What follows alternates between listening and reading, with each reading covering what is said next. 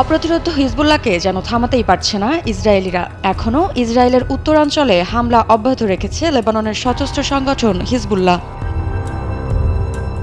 যদিও ইসরায়েল বরাবরই হিজবুল্লাহর এসব আঘাতকে খুব একটা বড় বিষয় বলে উল্লেখ করে না, তবে হিজবুল্লাহর এসব আঘাত ক্রমশই দুর্বল করে দিচ্ছে ইসরায়েলি বাহিনীর মনোবলকে।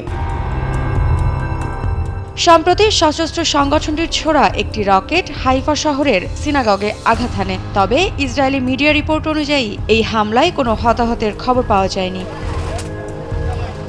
এদিকে এক প্রতিবেদনে সংবাদ মাধ্যম টাইমস অব ইসরায়েল বলছে, গত ২২ নভেম্বর হিজবুল্লাহর ছোড়া রকেট হামলায় কেঁপে ওঠে দেশটির হাইফা সহ আরও কয়েকটি এলাকা। এছাড়াও দখলকৃত গোলান মালভূমিতে ইসরায়েলের একটি সামরিক স্থাপনায় হামলার দাবি করছে হিজবুল্লাহ। অন্যদিকে তেল আবিব জানায় ২২ নভেম্বর একদিনে ৮০টি রকেট ছুড়েছে গোষ্ঠীটি।